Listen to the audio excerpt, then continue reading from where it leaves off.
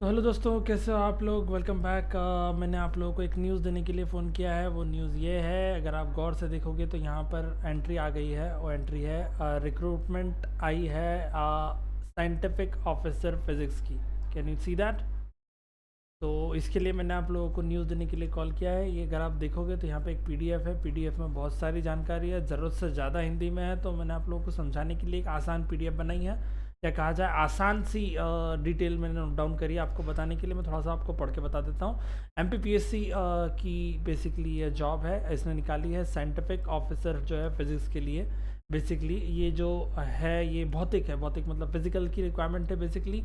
और ये टेम्प्रेरी और परमानेंट दोनों में है।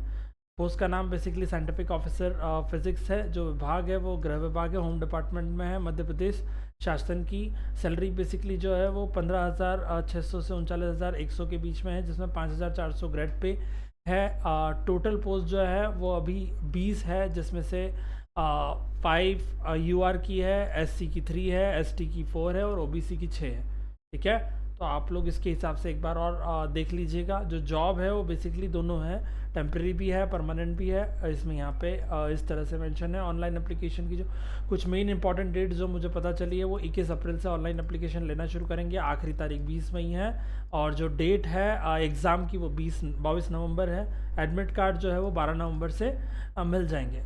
एलिजिबिलिटी देख लीजिए, उन लोगों के लिए ही है स्पेशली जिन्होंने एमएससी फिज़िक्स फॉरेंसिक साइंस में किया हो, कम से कम सेकेंड डिवीज़न के साथ में, और ग्रेजुएशन में physics, forensic science, forensic physics और फॉरेंसिक बैलिस्टिक किया हो, या फिर केमिस्ट्री, फॉरेंसिक केमिस्ट्री के सब्जेक्ट में होना, ये कंपलसरी है। ठीक है, एज लिमिट जो है वो 21 से 40 के बीच में है।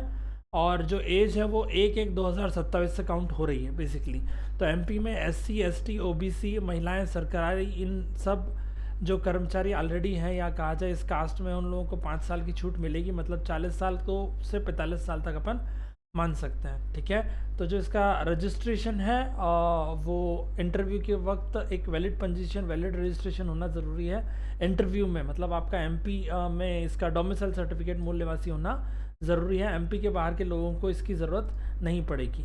ठीक है, बेसिकली ये एमपी के लिए ही है, तो फिर एमपी के लोगों के लिए इसमें इस तरह से देखना ज़्यादा ज़रूरी है। ठीक है, इसकी ओएमआर बेस्ड ऑफलाइन एग्ज़ाम होगी, ऑब्जेक्टिव टाइप की, और नेगेटिव मार्किंग भी होगी। थोड़ा सा देख के एग्ज़ाम दीजिएगा। और एग्ज़ाम सेंटर जो है वो भोपाल, जबलपुर और ग्वालियर, इन 3 जगह पे आएंगे। एडिशनली अगर आपको किसी को समझाना हो तो उसके लिए मैंने इस पर सिंपल पॉइंट्स लिख रखे हैं 6।